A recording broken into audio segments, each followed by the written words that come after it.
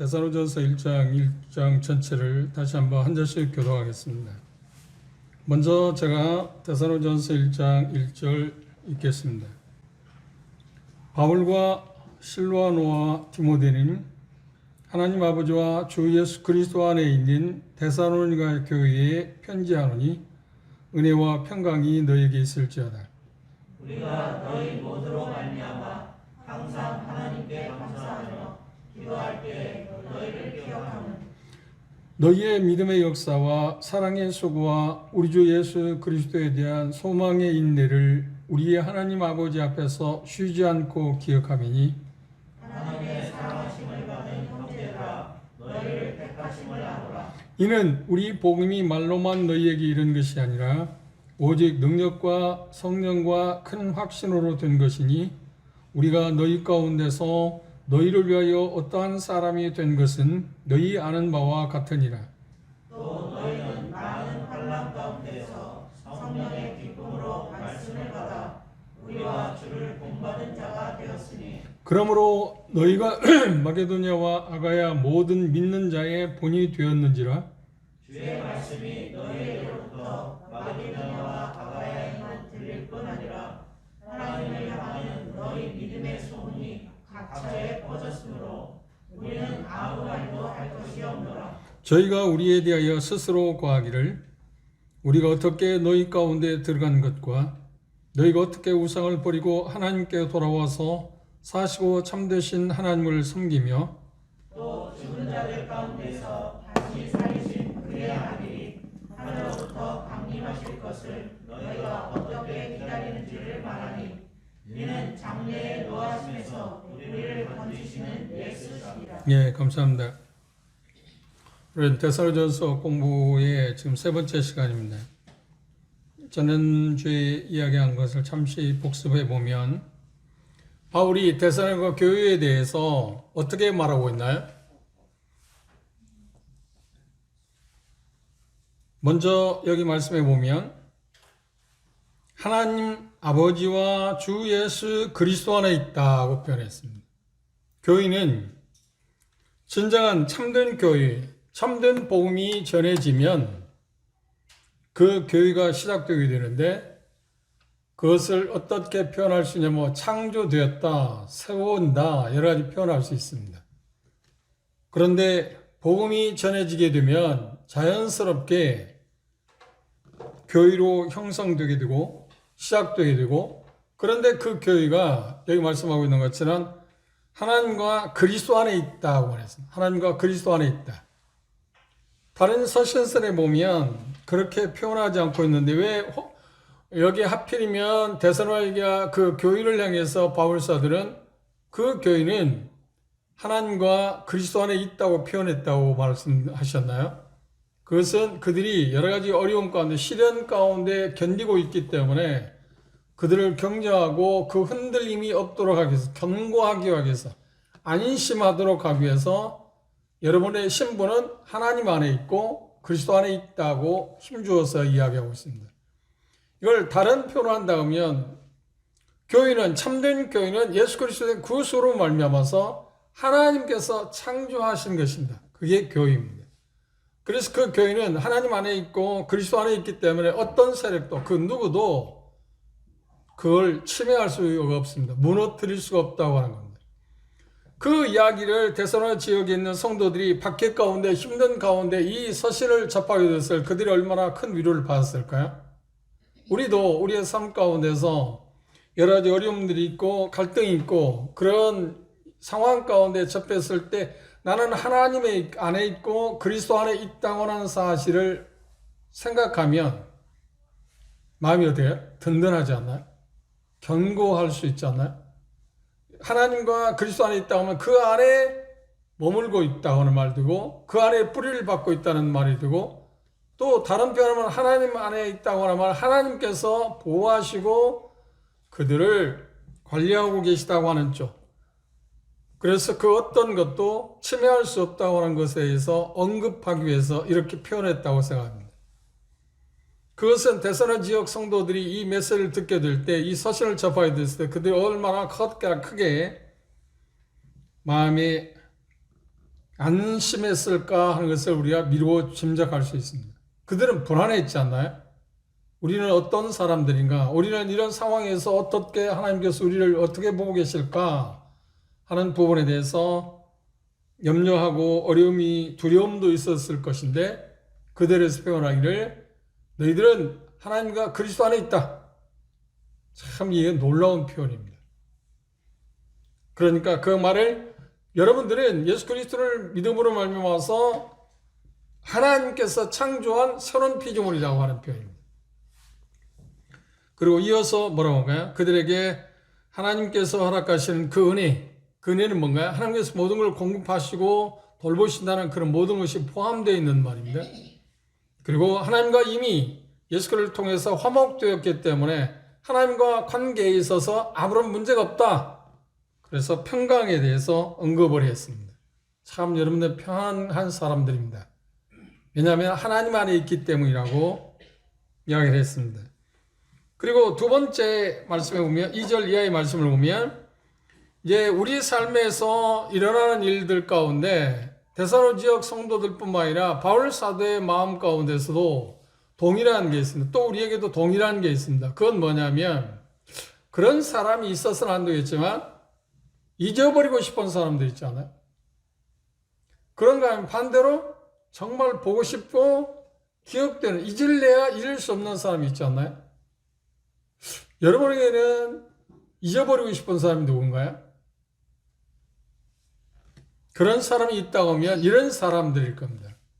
내 삶에서 그리스도의 삶을 살아왔는데 도움이 되지 않아도 보탬이 되지 않냐고 나로 하여금 나의 삶을 그리스도의 신앙의 삶을 살아가는 데 있어서 파괴를 내게 준다든지 그렇죠?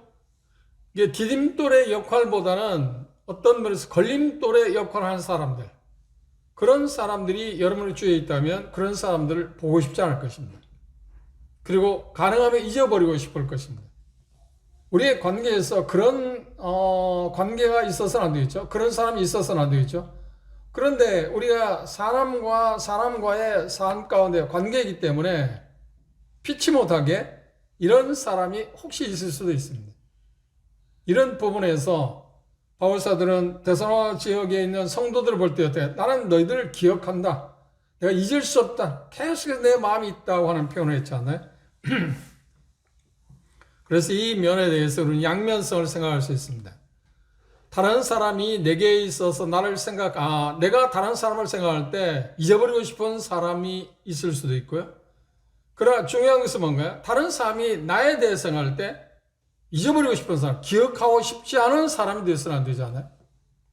반대로 긍정적으로 바울사들은 데살로니가 지역 성도들을 생각할 때 계속 생각하고 잊을 수 없는 사람이었습니다. 우리 관계에서 서로 피치간에 그런 관계가 지속적으로 진행되도록 지속적인 그런 관계, 좋은 관계를 유지하도록 우리 서로 피치간에 노력하는 게 필요할 것입니다.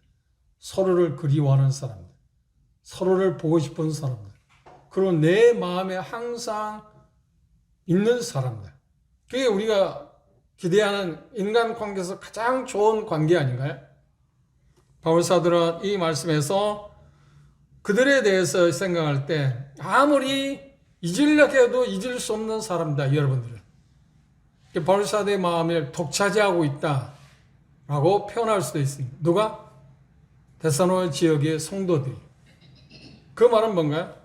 성도들이 그 지역에 데살로니가 지역에 있는 성도들이 바울사도의 마음 가운데 어떤 기쁨을 주었기 때문에 그렇습니다.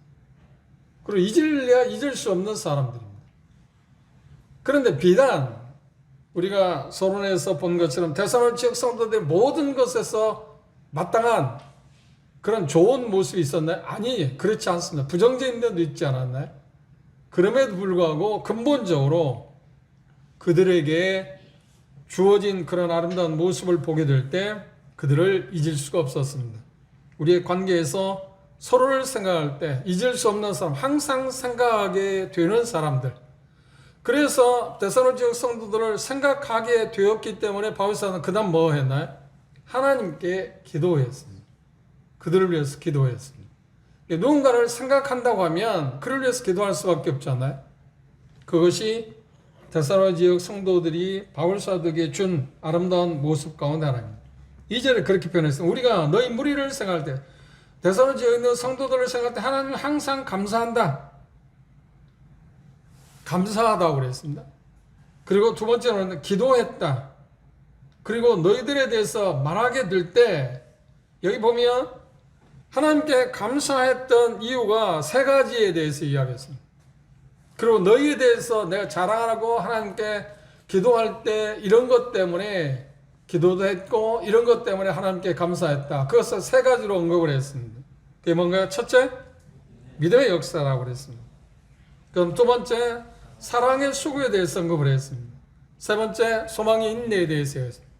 존 칼빈은 이 세 가지 덕성에 대해서 할 때 교회의 가장 기본적인 기초다.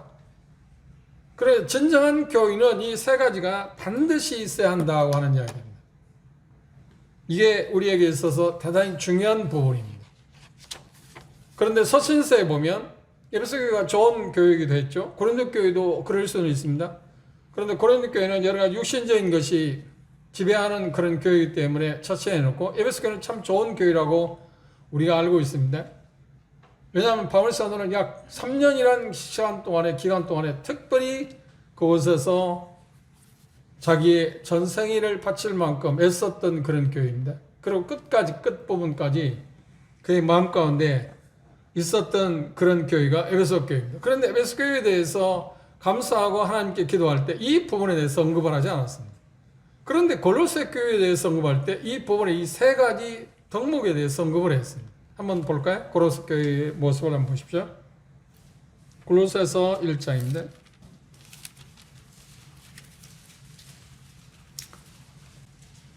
4절에 보면 이는 그리스도 예수 안에 너희의 믿음과 모든 성도에 대한 사랑을 들으며 너희를 위하여 하늘에 쌓아둔 소망을 일함이니 곧 너희가 전에 복음 진리의 말씀을 들은 것이라 그랬습니다.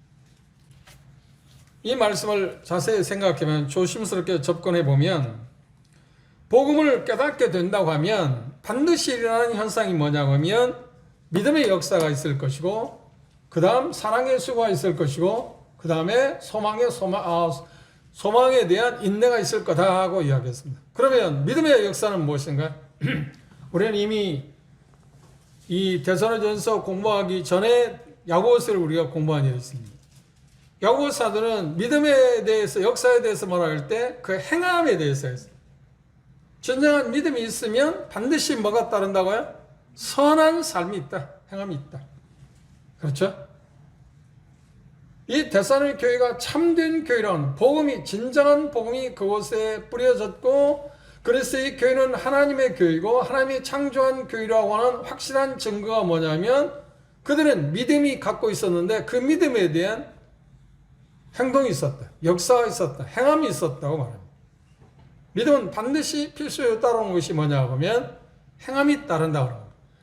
행함이 있기 때문에 믿음을 증명한다고 하는 이야기입니다.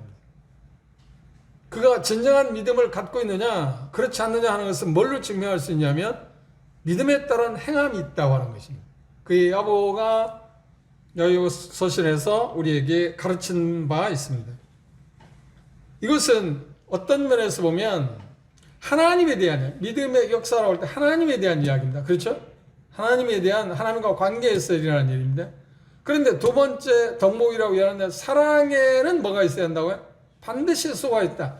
사랑의 수고라고 하는 말은 수고라는 단어의 정확한 의미는 애씀이 있다는 거예요. 애쓰는 게 있다.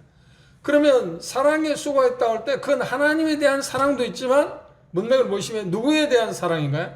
형제 자매들에 대한 사랑입니다. 그리고 이웃들에 대한 사랑입니다. 빼놓을 수 없는 하나님에 대한 사랑도 빼놓을 수는 없죠.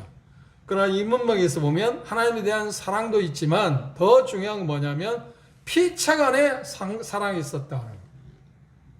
그런데 그 사랑은 어떻게 이루어졌다고요?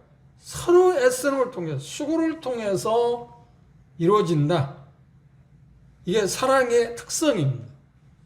수고, 다른 표현하면 희생. 희생이 없이 사랑을 우리가 표현할 수는 없잖아요. 사랑을 나눌 수는 없잖아요. 우리가 뭔가 형제 자매들이나 이웃에게 우리가 사랑을 베풀 때 나름의 정도의 차이는 있을지 모르지만 뭐가 따르는 거야? 반드시 희생이 있습니다. 뭔가 주는 게 있는 것입니다. 내 것을 나눠주는 게 있습니다. 그래서 사랑에는 애씀이 있다. 수고가 있다. 형제 자매들에 대해서. 그렇죠? 그리고 대사론 지역교회의 특성 가운데 빼놓을 수 없는 것이 뭐냐면 소망이 있다. 소망이 있네는 뭐냐면 예수 그리스도의 오심을 계속 기다리고 있었다. 이게 대사론 지역교회 참 특이한 점입니다.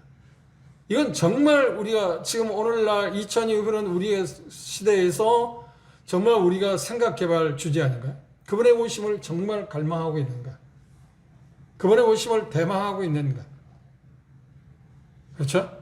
그래서 대사론 지역교회는 이것을 다른 표현으로 한다면 믿음이 이야기할 때 하나님에 대한, 그러니까 과거에 대한 이야기로 한다면 사랑은 뭔가? 현재, 형제 자매들에 대한, 이웃에 대한 것입니다.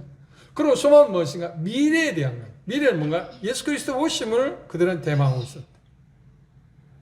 그들의 삶이 아름답게 형성될 수 있는 그런 그 좋은 아름다운 삶을 갈 수 있게 한 게 뭐냐면 우리의 그리스도인의 삶에서 거룩한 삶을 살아가게 할 수 있는 게 뭐냐면 하나님의 자녀다운 그리스도를 닮아갈 수 있는 삶을 줄 수 있는 동인 어떤 원동력이 있다면 뭘까요? 그분의 오심을 사모하는 것입니다.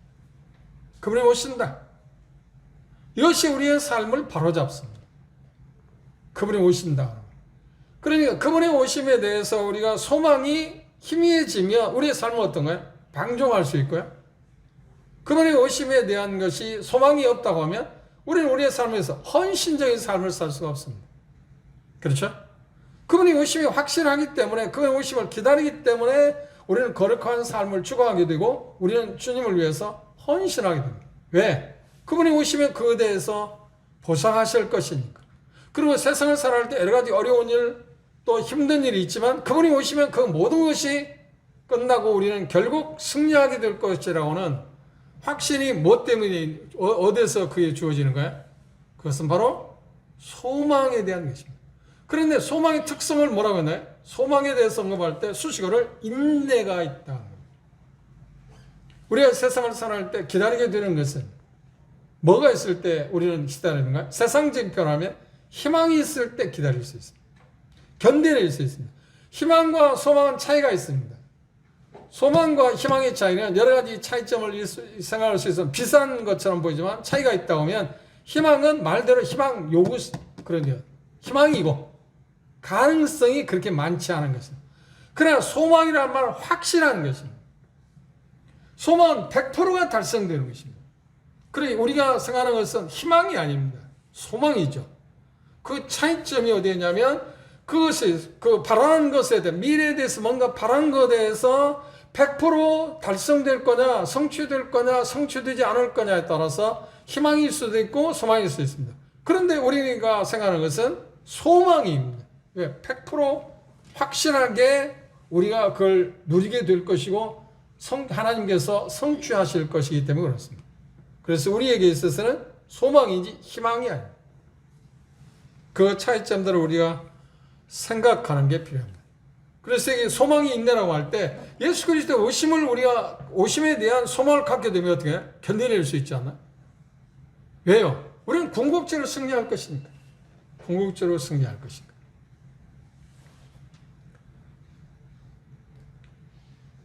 언젠지는 모르지만 그렇게 얼마 되지 않았습니다.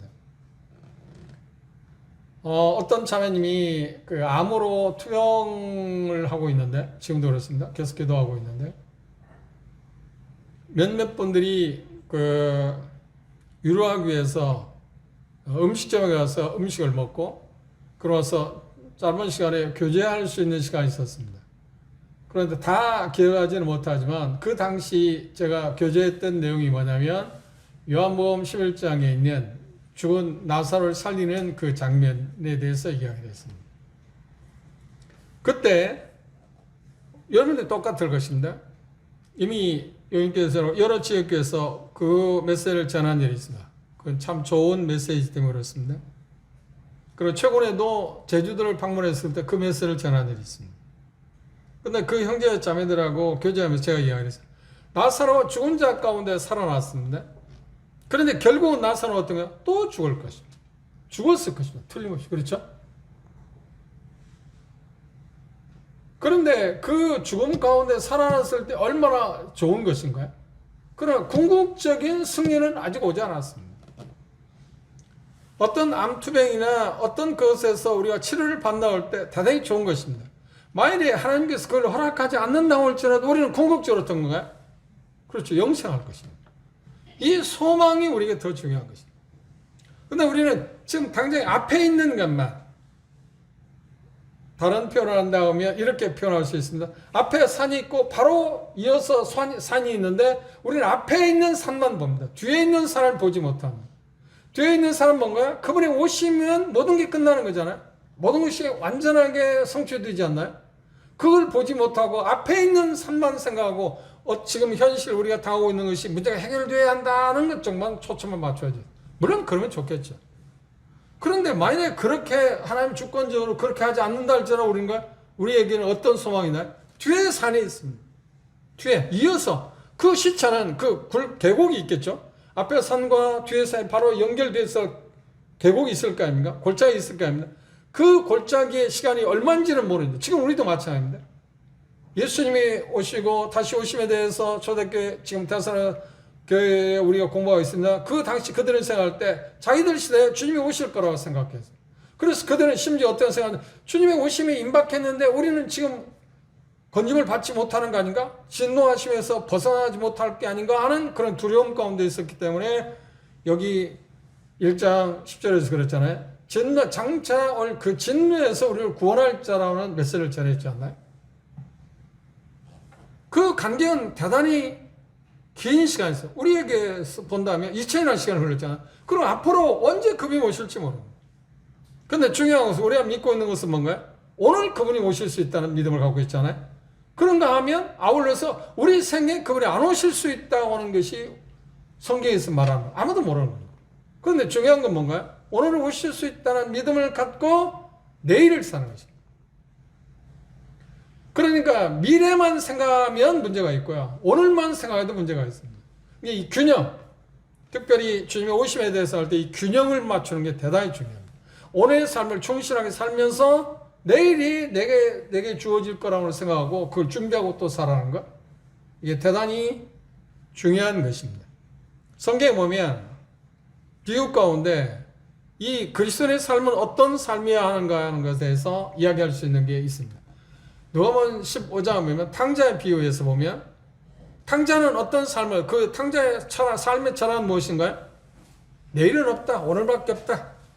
그러니까 내게 주어진 것을 다 쓰자. 내일은 없다. 오늘밖에 없다. 그런데 그에게 내일이 왔나요? 없나요? 왔어요. 자기 자산을 갖고 있을 때, 아버지로부터 물받아 유산을 쓸 때 내일은 없다고 생각 다 썼잖아요. 그런데 당장에 내일 무슨 일이 왔나요? 흉년이 왔어요. 상상할 수 없는 흉년이 왔어요. 그러니까 탕자의 철학은 뭐냐면, 삶의 철학은 뭐냐면, 내일은 없다. 오늘밖에 없다. 오늘 먹고 마시고 즐기자. 대다수의 믿지 않는 사람들의 의식이 뭔가? 이 세상밖에 없다. 그럼 이 세상에서 잘 살아야지.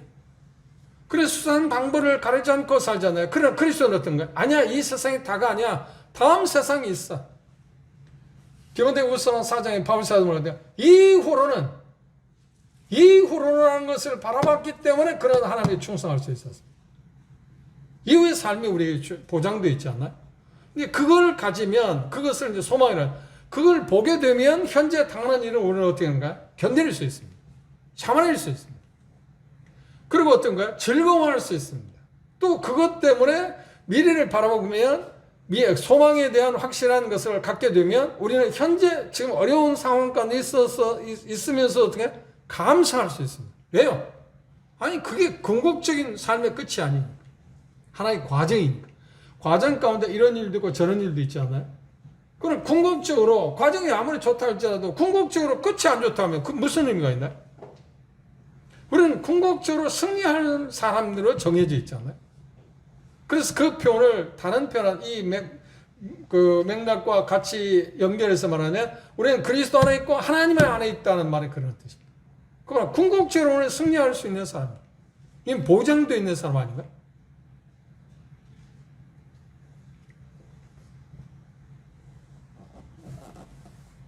이 데살로니가 지역 성도들은 이렇게 과거적인 쪽에서 하나님과 관계에서 믿음의 역사하고 있었고요.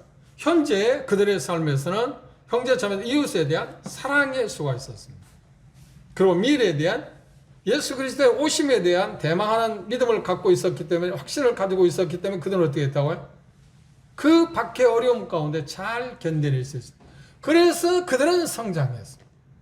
그래서 그러면 생각해 보십시오.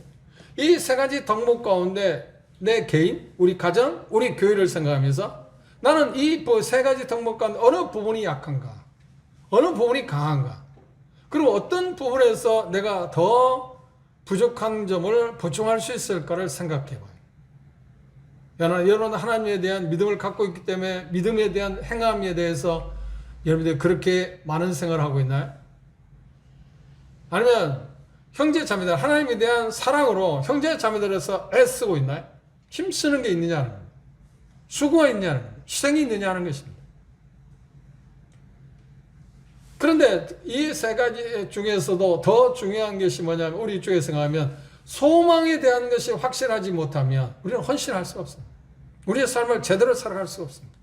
낙망하고 두렵고 모든 것이 포기할 수밖에 없고 건전한 삶을 살아갈 수가 없습니다. 소망이 확실해야 합니다. 그래서 에베소 지역의 성도들을 향해서 바울 사도는 이렇게 기도했습니다. 한번 보실까요?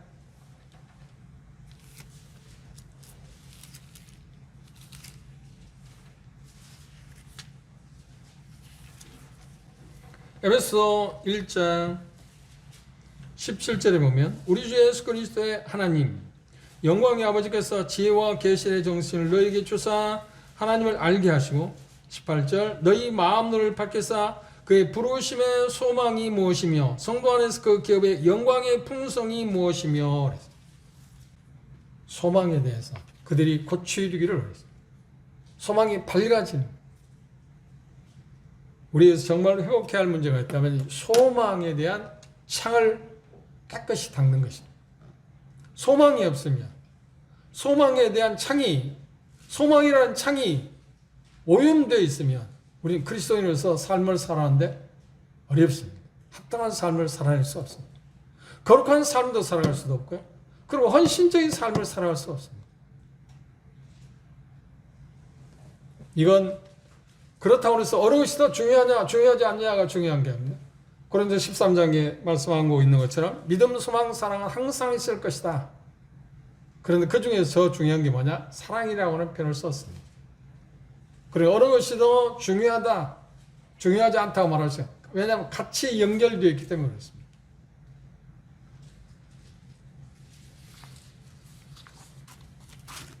이 세 가지 것 때문에 바울사들은 데살로니가 지역 성도들 볼 때 감사했습니다. 그리고 그것들로 인해서 아버지 앞에서 쉬지 않고 기억했다. 그들에게 그런 놀라운 도덕적인 자질, 영적인 그런 자질이 있는 것 때문에 나타난 것을 보고 정말 감사했다. 그 부분에 대해서 바울사들은 지금 우리에게 이야기를 하고 있습니다.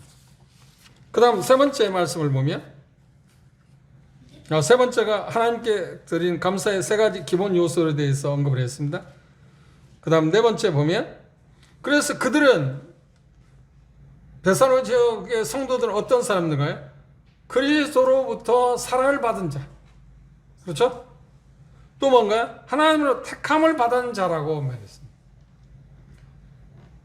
또 구체적으로 말하면 그들은 하나님으로 부름을 받았고, 그리스도 안에서 그리스도를 통해서 그들은 사랑을 받은 사람들이고, 그리고 하나님으로부터 그들은 택함을 받은 사람이라고 말했습니다. 이 택정 교리는 대단히 어려운 교리입니다. 바울사도는 그것을 지금 여기에서 그 교리적인 것을 말하기 위해서 한 게 아니라, 중요한 건 뭐냐, 여러분들은 하나님으로부터 택함 받은 사람입니다. 택함 받았다는 거예요. 선택받은 사람입니다. 그 하나님께서 그들을 선택한 이유는 뭔가요? 그 표현을 뭐냐면 그의 나라와 그의 제사장을 삼기 위해서라는 표현을 했습니다. 바꿔 말하면 하나님께서 세우실 영원한 왕국, 하나님 나라의 모든 것을 누릴 수 있는 사람들이 되기 위해서 선택했다는 겁니다. 이거 그거 생각해 보십시오. 얼마나 놀라운, 이 메시지를 들을 때 그들이 얼마나 놀라울 겁니다. 정말 귀한 일이라는 거야. 아, 내가 하나님으로부터 선택받은 사람이야. 내가 그리스도로 인해서 그리스도로부터 사랑을 받은 사람이야. 나는 하나님부터 예수 그리스도를 통해서 부름을 받은 사람이야. 우리 신분에 대해서 이 서신을 통해서 우리가 봐야 할 게 뭐냐면, 자주 기억할 게 뭐냐면, 나는 예수 그리스도의 사랑을 입은 사람이다. 어떻게? 하나님의 부름을 통해서. 그리고 결과는 뭔가? 하나님의 선택받은 사람이다. 선택됐다. 그런데 이 데살로니가 지역 성도들에서 바울 사도는 그걸 구체적으로 좀 여러분들이 왜 하나님께서 선택받았는가, 택정을 받았다는 것을 왜 그렇게 택정받았다는 확언해서 말할 수 있는가 하는 이유를 4가지를 들어서 설명했습니다. 첫째, 택함받았다는 것을 4가지를 설명했는데 뭐라고 표현했나요? 첫째 뭐라고 표현하고 있나요? 여기 말씀해 보면 택하심을 아노라. 첫째 3절에 5절에 보시면 이는 우리 복음이 말로만 너에게 이른 것이 아니다. 택함받은 확실한 이유에 대해서 언급을 할 때 말로만 너에게 이런 것이 아니라고 하는 표현을 했습니다. 그렇죠? 복음이 그들에게 전해졌습니다. 그런데 복음을 누가 가지고 왔다고 했나요? 바울과 실라와 디모데에 의해서 데살로니가 지역에 있는 사람들에게 복음을 가지고 복음을 전했을 때 그들이 믿음으로 말미암아서 이제 하나님을 택함 받은 사람입니다. 여러분들이 하나님께 택함 받았는데 왜 내가 여러분들이 택함 받았다고 확실하게 말할 수 있냐면, 그 말은 그들에게 이 메시지를 들을 때, 이 서신을 듣게 데살로니가 성도들, 내가 하나님께 택함 받았다는 확신을 갖게 된 이유가 뭐냐면 이 4가지를 들어서 여러분들이 정말 하나님께 택함 받았다, 그 확신을 심어주었습니다. 첫째 뭐라고요? 복음이 말로만 여러분이 이룬 게 아니다. 바꿔 말하면 그 복음이 전해지면 그걸 받아들였다. 우리가 사도행전 10절에 봤지 않나요? 말씀을 받았다. 그걸 우리는 종종 표현을 깨달았다, 믿었다, 여러 가지 동의어로 쓸 수 있습니다. 순수하게 복음이 전했을 때 그들은 하나님의 말씀을 받았습니다. 그렇죠? 그게 첫 번째 택정 받은 이유 가운데 하나입니다. 그런데 우리 주변에 혹자는 말하기를 자기가 복음을 듣지도 않았거나 참된 복음을 알지도 못하면서 자기가 택함 받았다고 생각하는 사람이 있어요. 이게 말도 안 되는 얘기예요. 그런 이야기를 성경에 한 일이 없어요. 물론 선택론, 택정론, 예정론은 분명한 겁니다. 성경에서 확실하게 말하고 있어요. 그런데 택함 받았냐 안 받았냐는 것은 뭘로 알 수 있어요? 복음이 내가 말로만 멈춘 건가, 그걸 복음이 전해서 내가 확실하게 그걸 믿었느냐, 받아들였냐 안 받았냐 하는 걸 통해서 내가 택함 받았냐 안 받았냐를 말할 수 있어야 하잖아요. 근데 성도는 그걸 복음을 말로만 받았지 않고 하나님의 말씀으로 받아들였다. 두 번째 뭐라고 했나요? 두 번째 보면 능력과, 그러니까 그들이 복음에 전했을 때 그들이 확신을 믿음을 갖게 됐는데, 택함을 받게 됐는데 어떻게 하냐면 성령님의 능력으로 그에 임했다는 겁니다. 여기서 조심해야 할 게 있습니다. 우리가 복음을 전할 때 우리는 예수 그리스도에서 고린도 15장에 복음에 대해서 정리를 해놓았습니다. 그 아들에 관한 예수님에 대한 것을 이야기할 때 그것에 대해서 믿음을 주는 그러니까 믿고 안 믿고 믿을 수 있는 그 권한은 누가 행사하는가요? 전도자가? 아니, 성령님께서 능력으로, 성령의 능력으로 그들이 복음을 듣게 될 때 말로만 멈춘 게 아니라 능력이 그들에게 임해서 확신을 갖게 됐다. 세 번째 말, 큰 확신이라고 말했습니다. 그렇죠? 확신을 갖게 됐다는 겁니다. 네 번째, 뭘 통해서 그들이 택함을 받았다고 이야기했나요? 여기 보면 네 번째는 뭐라고 표현했나요? 큰 확신. 첫째, 말로만이 아니고 능력과 큰 확신. 그 다음 네 번째는 뭐라고 표현했나요?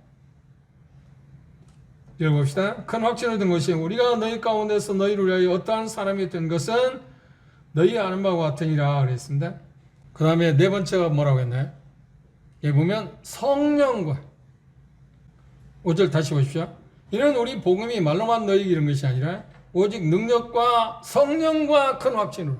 근데 이 모든 것을 종합해 볼 때 가장 중요한 주어는 무엇인가요? 성령입니다.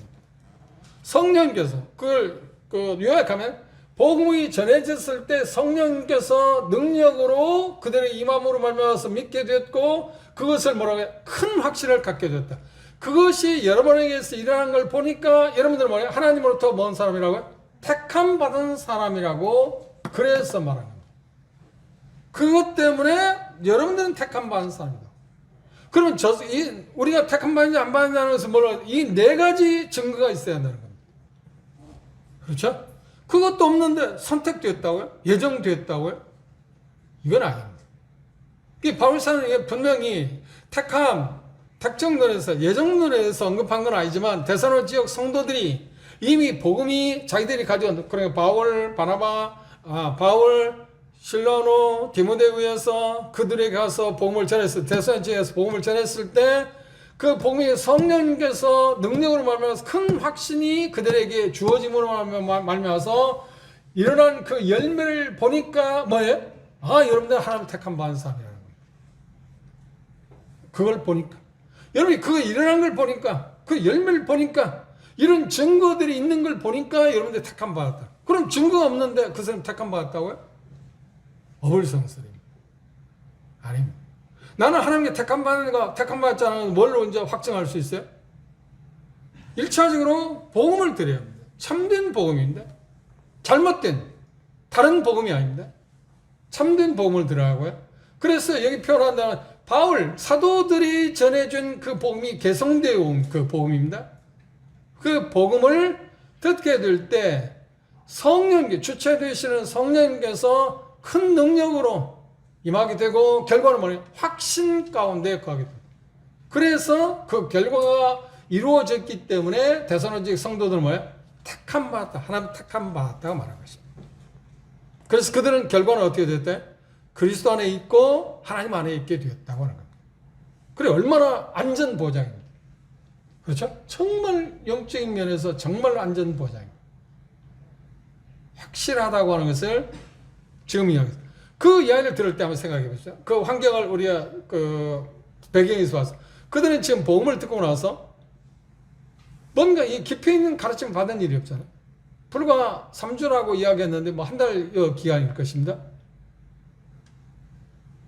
그런데 그들은 그 밖에 핍박을 갈 때 얼마나 혼란스러웠겠어요. 나는 정말 진짜인가? 지금 바울이나 세 분이 와서 우리에게 복음을 전해주는데 그건 정말 하나님으로부터 주어진 것인가? 그리고 나는 내가 갖고 있는 것이 확실한가? 내가 받은 구원은 정말 확실할까? 이런 쪽에서 갈등이 있을 수밖에 없잖아요. 왜냐하면 너무 심각한 핍박을 왔어요. 박해를 받았기 때문에. 그래서 그들에 대해서 약 기간적으로 보면 1년 내지 2년이라는 시간 후에 이 메시지를 듣게 됐을 때 메시지는 어디에서 전했다고요? 이 서신은 어디에서 전했다고요? 약 2년 후에 그렇죠. 복음을 전하고 1년이나 2년 후에 정확히는 말할 수 없습니다. 그 어간 후에 고린도에서 소식을 듣고 나서 3장에서 우리 봤습니다. 디모데를 보냈을 때 디모데 그 소식을 갖고 와서 그 소식을 듣고 나서 이 서신을 썼어요. 그런데 그 서신을 그 메시지를 듣게 될 때 데살로니가 성도들이 우리가 그 입장에 있다면 얼마나 기뻐했거든. 얼마나 안심해. 나는 하나님 택함 받은 사람이야. 그리고 나는 하나님께 택함 받았다 올 때 형제 자매들 만나서 그러냐면 형제는 자매는 어떻게 하나님께 택함 받았다고 그렇게 말할 수 있어? 그때마다 그들은 뭐라고 할까요? 바울사도의 서신에서 우리의 편지에서 뭐라고 했느냐? 성령에 의해서 복음이 그분들이 오셔서 복음을 전했을 때 나에게 능력으로 확신 가운데 임하게 했다. 그래서 내가 이 확신을 갖고 있기 때문에 나는 택함 받았다. 그 이야기를 서로 나누게 될 때 그것에 대한 경험을 갖고 있지 않는 사람은 뭘까요? 아, 나도 택함 받았어. 그렇게 말할 수 있을까요? 아니요. 택함 받았다 말할 수가 없죠. 어떤 면에서 이 종지부, 그러니까 선을 확실하게 그은 것일 수도 있습니다. 그들이 사랑선을 했잖아요. 나도 택함 받은 사람이야. 나도 택함 받은 사람이야. 그러면 누가 택함 받은 사람이냐고 해서 선을 확실히 그어야 하지 않나요? 그래서 이건 선을 그기 위해서 한 이야기일 수도 있습니다. 다시 말씀드립니다. 예정론이나 택함에 대한 문제를 이야기하기 위해서 한 게 아닙니다. 그들이 신분이 확실하다는 사실을 그들에게 심어주기 위해서 견고하게 여기서 이미 뿌리가 내렸고 여러분들 하나님의 보호를 받는 하나님이 창조한 새로운 피조물이라는 것을 확신하게 심어주기 위해서 지금 이렇게 말하고 있습니다. 그 다음 보시면, 그래서 그들에게를 향해서 말하기를 너희를 위하여 어떠한 사람이 된 것은 너희 아는 바와 같다 하는 말은 무슨 말이냐면, 이제 데살로 지역 성도들은 어떤 사람이라고요? 하나님으로 택함을 받았을 뿐만 아니라 더 나아가서 결국은 이제 복음을, 하나님의 복음을 듣고 그 복음을 전달한, 나르는 사람이 됐다고 말해요. 그렇죠? 얼마 전에 복음을 받았지 않나요? 그런데 이것을 이제 나르는 사람이 됐다. 데살로니가 교회의 가장 아름다운 모습은 다음 시간에 우리가 볼 것입니다만, 소문이 파다했어요. 어떤 소문이 파다했나요? 이야기했잖아요. 믿음의 역사, 사랑의 수고, 소망의 인내가 있고, 그들은 그 특정을 받은 것에서 기원해서 계속해서 복음을 전하는 일로, 그래서 그 복음이 데살로니가 지역만 멈추지 않고 어디까지 흘렀다고요? 아가야까지, 고린도 지역에 멈추고 있는데 거기까지 흐르고 있었다고 이야기하고 있어요. 칭찬이 잦았다. 왜요? 복음은 하나님의 구원하시는 능력이 있다고 그랬잖아요. 로마서 1장 10절 그랬잖아요. 참된 복음이 있으면 반드시 복음에는 뭐가 있어요? 움직이는 게 있다는 거예요. 움직이는 게 있다. 살아 움직이는 게 있다는 거예요. 왜? 생명이 있으면 생명력이 자연스럽게 나타날 수밖에 없잖아요. 죽은 자는 말이 없다고 하잖아요. 살아있는 사람, 반대로 말하면 죽은 자는 말이 없다면 살아있는 사람, 말이 있다는 말 아닌가? 살아있다는 말은 뭔가 움직이는 게 있잖아요. 활동하는 게 있잖아요. 좋은 쪽에 열매가 됐든 나쁜 쪽에 열매가 됐든 간에 뭔가 움직이는 게 있잖아요. 그런데 데살로니가 지역 성도들은 어떤 쪽에 움직임이 있었냐?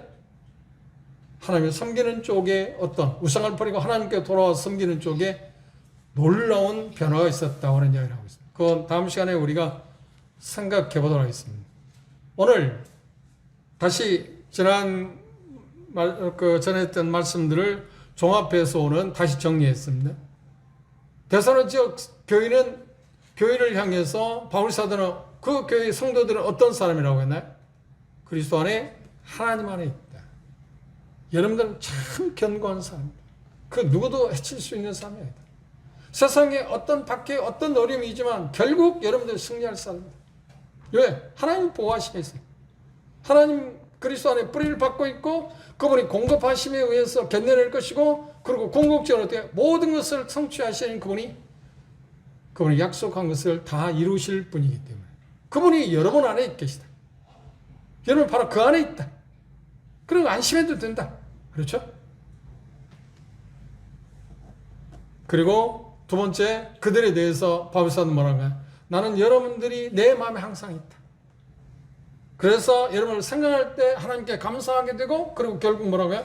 기도하게 되고, 그리고 말로 나는 여러분들에게 지금 이 서신을 통해서 자랑한다.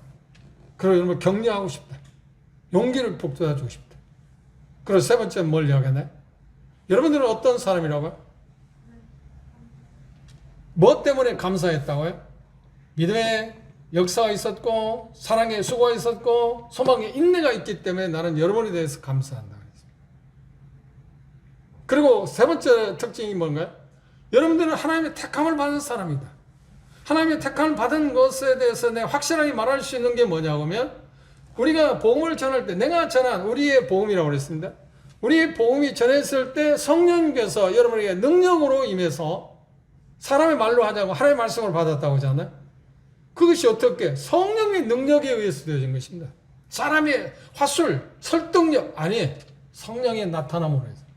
그래서 그 결과로 말미암아서 어떻게 주어졌대? 큰 확신이 오늘에서 여러분들이 있는 걸 보니까 여러분들 바로 어떤 사람이라고요? 하나님의 택함 받은 사람입니다.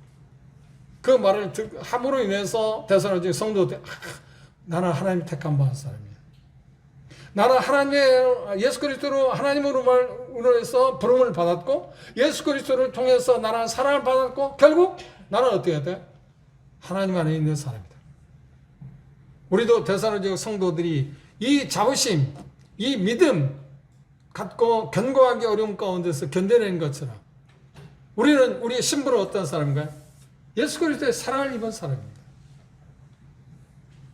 그리고 우리는 하나님의 택정을 받은 사람입니다.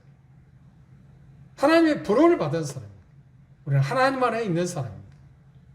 이것을 다시 한번 기억하고 그 소망을 생각하고 그리고 우리의 삶 가운데 실질적으로 그건 어떤 믿음에 우리가 받아들여야 할 문제, 실질적으로 우리의 그 적용해야 할 문제는 무엇인가요?